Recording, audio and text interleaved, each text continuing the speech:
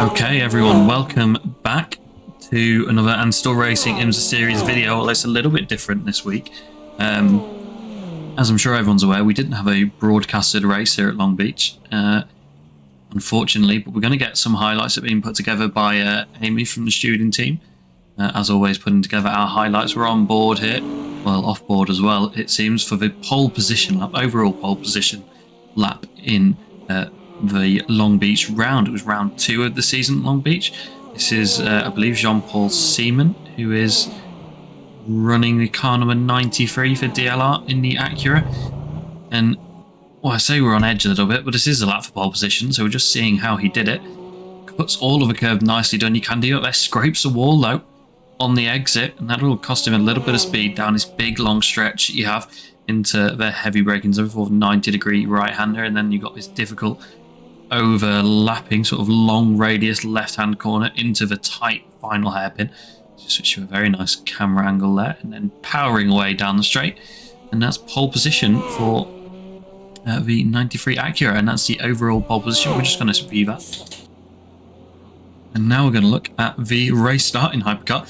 Packed up really nicely this class. It was the best packed up. Jumps away nicely from pole. We've got 3 wide further back. Where are they going to come out? Still 3 wide. That's, I believe, Lely on the inside in the Asalith Acura. Gets through on the SRC car. And is ahead nicely by the time they get to the fountain. LMP2 is green. That's in your bottom right corner right now. The leader has broken away fairly nicely there. Still fairly packed up in LMP2, but not as well as we were in GTP. And we've got a spinner. That's Davide Favaro, I believe. Watch out. Spinning in the Acura on the radio, telling them to watch out. Got a few cars parked here, and there's more contact as they all try and get away. LMP2 nicely through the fountain as well. Are they going to come a crop over these cars? Because this is just where the GTP was, and Davide Favaro is still trying to maneuver his way, but he quite smartly returns to the pit lane with green in GT3 as well. GT3 in bottom left corner, not very well spaced out though in not very well packed up, should I say, in GT3, which means we're going to get a nice clean run through that fountain section. The spinner in LMP2 in the middle of your screen gets pushed back in the right direction by, that's James Ebram, I believe, in that white LMP2 car that we got, and then he spins again. Same car, but this time gets pushed into the wall. Nothing that the rest of the pack could have done there. It was right in front of them on a tightly packed up track. 2 wide into the edge of a section, and what has been a very exciting first lap. That's a Strengstrup car on the outside. 169, I believe that's either Leon Van Elwart or Ruben Stegemann in that car. But gets through the hairpin nicely and not in the lead, but I'll tell you who is in the lead. It's the 81 No Limits car, and they've got away nicely. Got damage.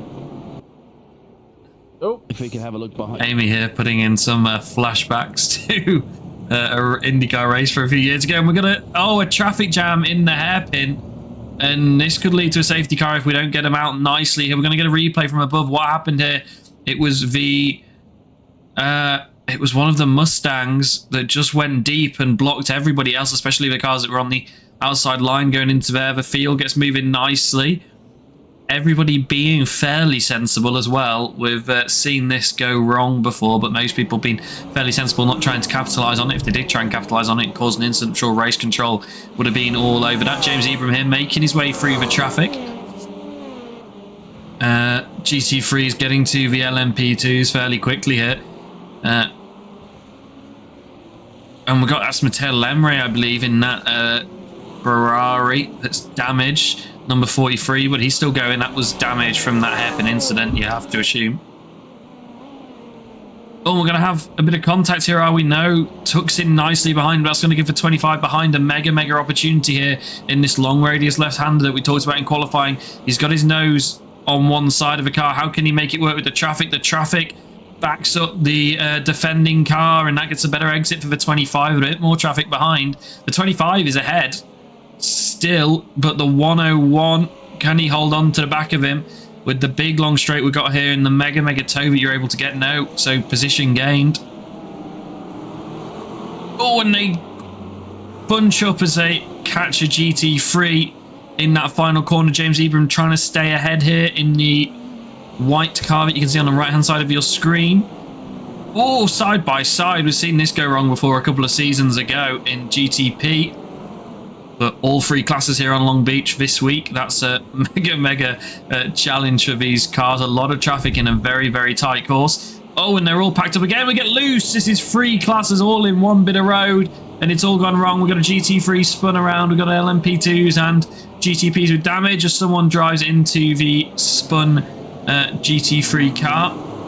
Still going here, though. This is for the lead, I think, in GTP as well. Jean-Paul Seaman in the Acura that's falling back after that contact. That's one of the Cadillacs. So off the top of my head, that Cadillac is going to be Matthias Weiten, who crashed out of the lead here, I believe, a few seasons ago when we had that race that no one wanted to win. Side by side, the No Limits car, and that's into the wall. Nothing that either of them could have done. They looked like the 101 just came across a little bit. I'm not sure how Race Control viewed that, but we are going to have a quick run through of the results, I hope, at the end of this.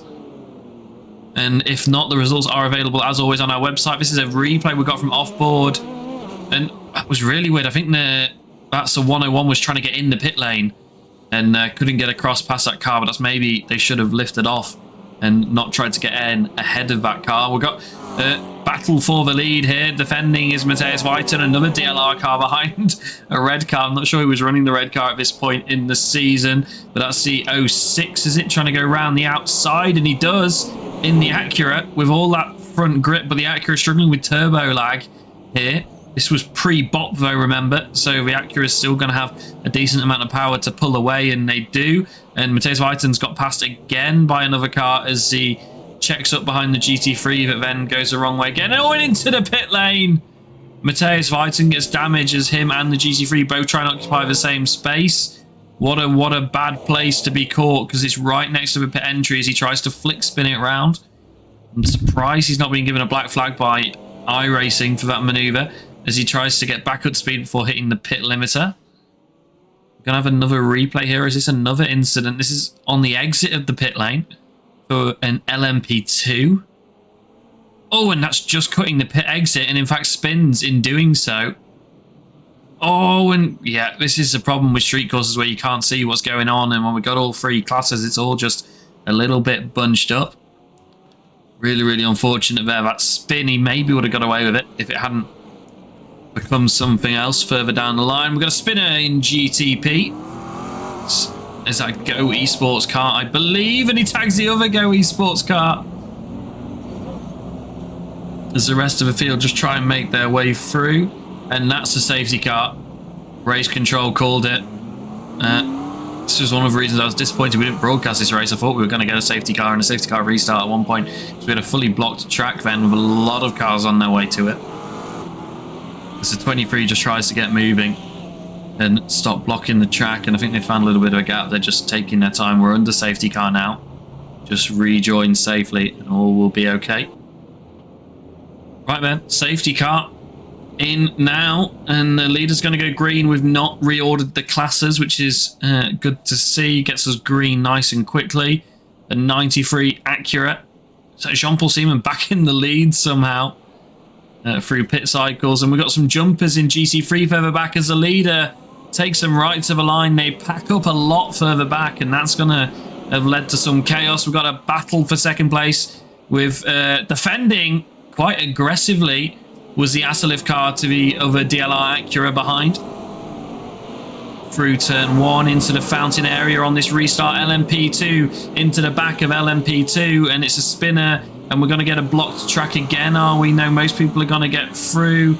Drives onto the fountain, does the LMP2 car, and we're still not green. Wow, still green with the track blocked again further back. I'm surprised that stayed green, but the Acura trying to sneak his way through there, but then getting into contact with the LMP2 is going to be a lot. Well, there was a lot, I know for a fact, that Race Control had to review in this session.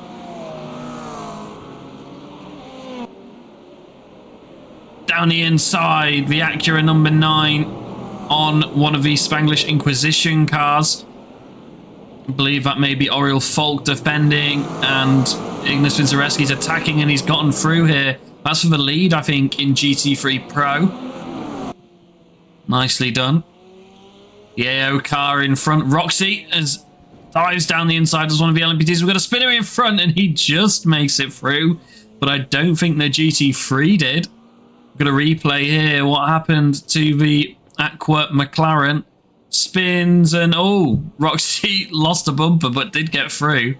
And that's a really unfortunate place to go around. Luckily, gaps on either side of that car, making it a lot easier for people to avoid. Here we go, Acura down the inside on the McLaren, wheel-to-wheel contact, and we're going to get the LMP2 trying to get involved as well to make his way through the traffic. This is when you got to be patient. More door banging and wheel banging going on, and deep in the hairpin for the Acura, and that allows the LMP2 to sneak through. Hairpin, exciting as it always is here. Well, Lely, winner in GTP, comes across the line, and then we've got the second place Asalev car coming across the line as well.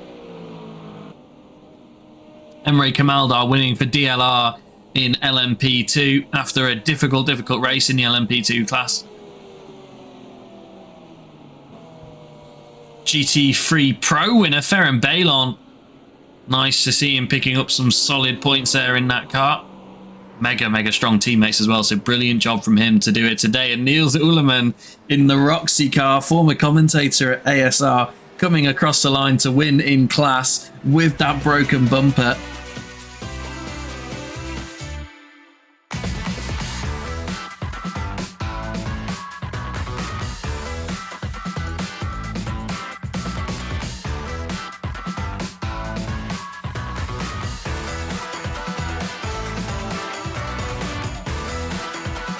And that's all from us today, folks. Thanks for joining us, and we'll get some more highlights out to you soon.